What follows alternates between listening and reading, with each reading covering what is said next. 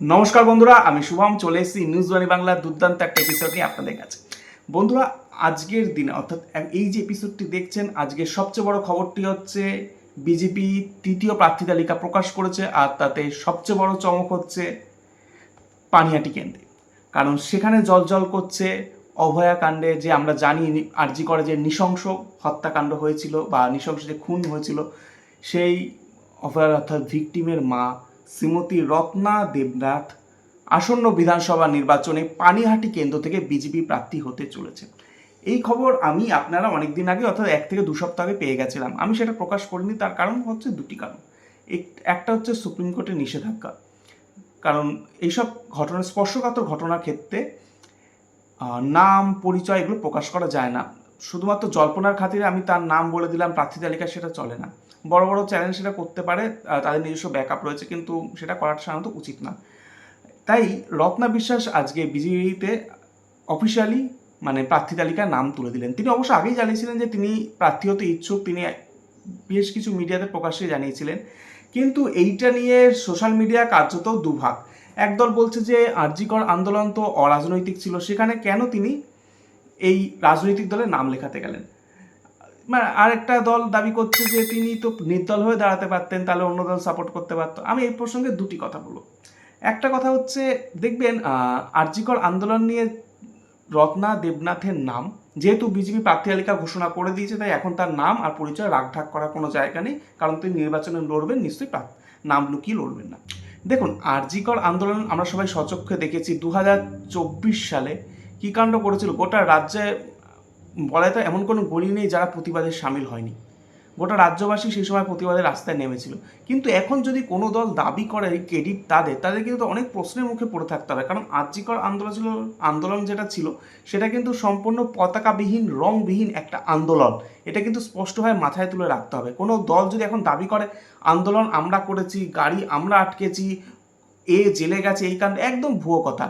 যদি গাড়ি আটকানোর কথা থাকে, গাড়ি আটকে কি হয়েছিল? কারণ সেই সময় তো দেখেছিলাম দুটি রাজনৈতিক দলের প্রতিনিধি সেই সময় ছিল ঘটনাস্থলে। যদি আপনারা সেই ভিডিও বিভিন্ন চ্যানেলে আর্কাইভে যান, তাহলে সেখানে স্পষ্ট দেখতে পাবেন দুটি রাজনৈতিক দলের প্রতিনিধি সেখানে ছিল। বিজেপিও ছিল, সিপিএম এর প্রতিনিধিও ছিল। কিন্তু গাড়ি আটকে সেই গাড়ি তো চলে গেছিল। স্পষ্ট গাড়ি আটকে তো গাড়ি থেকে কিছু তো বার করা হয়নি, গাড়ি তারপর চলে গেছিলো, সেটা তো আমরা দেখেছিলাম। আর রয়েছিল কলতানের গ্রেফতারি নিয়ে আমরা যেটা খবরের যেটা প্রকাশ হয়েছে, আপনারা সেটা হোম স্ক্রিনে দেখতে পাচ্ছেন স্পষ্ট করে এখন। সেটাকে আপনারা দেখলে বুঝতে আপনাদের মনে পড়বে অবশ্যই। সেটা বিধাননগর পুলিশ একটা অডিও কল সামনে এনেছিল, সেটার ভিত্তিতে গ্রেফতার করেছিল। তাই এইবার আমি চলে এলাম, হ্যাঁ অবশ্যই বামেদের তো একটা ভূমিকা ছিল, সেটা তো অস্বীকার করার কোনো জায়গা নেই। তাই আমি আসল বিষয়টায় চলে এলাম। এবার এখন যদি তারা দাবি করে যে আমরা যেহেতু আন্দোলন করেছি, তাই আরজিকর কারের পরিবার তাদের এখন তাদের হয়ে কাজ করতে হবে, এটা কিন্তু সম্পূর্ণ একটা অসৎ দাবি, একদম স্পষ্ট অসৎ দাবি। তার কারণটা কি?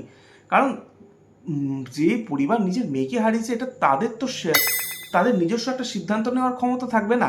তাদের কি অদ্ভুতভাবে তারা কি একটা দলের বন্ডেড লেবার হয়ে থাকবে শুধুমাত্র তারা আন্দোলনে ছিল বলে?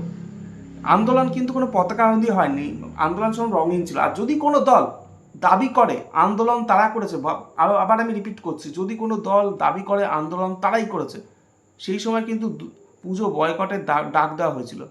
তাহলে কি তারা সেই দায়িত্ব নেবে? তারাই পুজোর বয়কটের ডাক দিয়েছিল? নিশ্চয়ই এরকম অনেক কিছু প্রশ্ন থাকবে, কারণ সেই সময় যে আন্দোলন হচ্ছিল সেটা রংহীন, পতাকাহীন, দলহীন একটা আন্দোলন। কেউ কোনো দলের ক্রেডিট নেয় তাহলে কিন্তু অবাক করার মতো বিষয় পরিণত হবে। আমি জানি না বিষয়টা কেন এত তাদের ব্যক্তিগত আক্রমণ করা হচ্ছে সামাজিক মাধ্যমে। আমি বিষয়টা বেশ অবাক করার মতো। আমি বিজেপি যে প্রার্থী তালিকা, সেখানে কিন্তু উত্তরপাড়াতেও কিন্তু চমক রয়েছে। আপনারা যদি দেখেন উত্তরপাড়ায় সেখানে প্রার্থী করা হয়েছে শ্রী দীপাঞ্জন চক্রবর্তী, যার পরিচয় নতুন করে দিতে হবে না। তিনি আপনারা জানেন প্রাক্তন কমান্ডো, তিনি সদ্য বিজেপিতে জয়েন করেছেন, তিনি প্রার্থী হয়েছেন। তার বিপরীতে রয়েছেন কল্যাণ বন্দ্যোপাধ্যায়ের পুত্র এবং সিপিএম মীনাক্ষী মুখার্জি। বিজেপি প্রার্থী তালিকাটা আবার আমি নতুন করে একবার বলে দিচ্ছি আপনাদের কাছে, তাহলে বিষয়টা আরো স্পষ্ট হবে। যে 19টি আসনের প্রার্থী তালিকা বিজেপি ঘোষণা করেছে, একবার সেটা শুনে নেওয়া যাক। কোচবিহার দক্ষিণ বিজেপি প্রার্থী হচ্ছেন রথীন্দ্রনাথ বোস। রায়গঞ্জ এসি আসন, এই আসনে বিজেপি প্রার্থী হচ্ছেন দীনেশ সরকার। ইসলামপুর বিজেপির হয়ে এই আসনে লড়বেন হচ্ছে চিরঞ্জিত রয়। হেমতাবাদ এই আসনে বিজেপির হয়ে লড়বেন হরিপদ বর্মন। ইংলিশ বাজার অমলান ভাদুরী। শান্তিপুর স্বপন দাস। পানিহাটি এক্ষুনি যার বিষয়ে আমরা আলোচনা করলাম রত্না দেবনাথ। হাওড়া মধ্য এই আসনে বিজেপি ক্যান্ডিডেট হতে চলেছেন বিপ্লব মণ্ডল। উত্তরপাড়া দীপাঞ্জন চক্রবর্তী, তিনি সরাসরি লড়বেন একটু আগে যেটা বললাম মীনাক্ষী মুখার্জি আর কল্যাণ বন্দ্যোপাধ্যায়ের বিরুদ্ধে। সিঙ্গুর এই আসনে বিজেপি প্রার্থী হবেন অনুপ কুমার দাস। চন্দননগরে বিজেপি ক্যান্ডিডেট দীপাঞ্জন কুমার গুহ। চুচুড়ায় সুবীর নাগ, হরিপালে মধুমিতা ঘোষ, তমলুকে হরে কৃষ্ণ বেরা, মেদিনীপুরের শঙ্কর গুছাইত। আপনারা যারা এই আসন থেকে আছেন অবশ্যই কমেন্ট করে বলতে পারেন এই ক্যান্ডিডেট লিস্ট কেমন লেগেছে, এবং এই ক্যান্ডিডেট লিস্ট এক্ষুনি আপনারা হোম স্ক্রিনেও দেখতে পাচ্ছেন। মেদিনীপুর শঙ্কর গুছাইত বললাম। পূর্বস্থলী দক্ষিণ প্রাণকৃষ্ণ তপাদার, কাটোয়া কৃষ্ণা ঘোষ, সাঁইথিয়া কৃষ্ণাকান্ত সাহা, নৈহাটি অনিল সিং। বিজেপি মোট 19টা তালিকা এক্ষুনি আপনাদের সামনে বলে দিলাম। এইবার চলে এলাম আসল টপিকে, যেটা বিষয়ে আমরা আলোচনা করছিলাম। অনেকে বলছেন তিনি অভয়ার মা যিনি প্রার্থী হচ্ছেন পানিহাটি কেন্দ্রে, তিনি নাকি জামানত বাজেয়াপ্ত হবে। অদ্ভুত অদ্ভুত দাবি করছেন অনেকে। আমি একটা ছোট্ট জিনিস, কোনো ওপিনিয়ন পোল না, কোনো এক্সিট পোল না, 2021 সালের ফলাফল এক্ষুনি হোম স্ক্রিনে রাখছে। আপনারা যা তাকালে চমকে উঠবেন। এই মুহূর্তে যে স্ক্রিনে আপনারা দেখতে পাচ্ছেন এই ফলাফল, 2021 সালে বিধানসভা নির্বাচনে তৃণমূলের প্রার্থী নির্মল ঘোষ পেয়েছিলেন 86,495 ভোট। বিজেপি প্রার্থী হচ্ছিলেন সন্ময় ব্যানার্জি, জনপ্রিয় ইউটিউবার বলা যেতে পারে, তিনি পেয়েছিলেন 61,318টি ভোট। কংগ্রেস ক্যান্ডিডেট পেয়েছিলেন তপস মজুমদার 21,169টি ভোট। তৃণমূলের মোট ভোট শতাংশ 49, বিজেপির হচ্ছে 35, কংগ্রেসের। আমি তো এখানে কোথাও সিপিএমকে খুঁজে পেলাম না। তারা দাবি করছেন যে জিতে যাবেন, সবাইকে হারিয়ে বা জামানত বাজেয়াপ্ত করে দেবেন, কিন্তু এখানে তো খুঁজে পেলাম না কোথাও। আসলে সেসব বাম কংগ্রেস জোট করেছিল। কিন্তু একটা কথা বলুন, 2021 সালে বামেরা প্রার্থী দেয়নি এমন আসনে 2026 সালের রোডে তারা জিতে যাবে, এমনটা কি সম্ভব হতে পারে ম্যাথামেটিক্স বা স্ট্যাটিস্টিক্সের অঙ্কে? আপনারা নিজেরাই বলুন, আপনারা নিজেরা হোম স্ক্রিনে দেখালে দেখতে পেলেন বিষয়টা।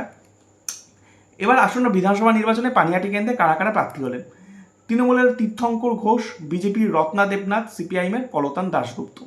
এবার কলতান দাশগুপ্ত কেন পানিহাটিতে গেলেন আর সেখানে তিনি কেন প্রার্থী হলেন, এবার এটা নিয়ে প্রশ্ন রয়েছে অনেকের মধ্যে। কারণ অনেকে আবার দাবি করছে নিন্দুকেরা তিনি নাকি গেছেন আরজি করে যে সহানুভূতি সেটার জন্য নাকি ভোট পাওয়ার জন্য, কারণ পানিহাটিতেই তো ভিকটিমের বাড়ি ছিলেন, তার মা বাবা সেখানেই থাকেন।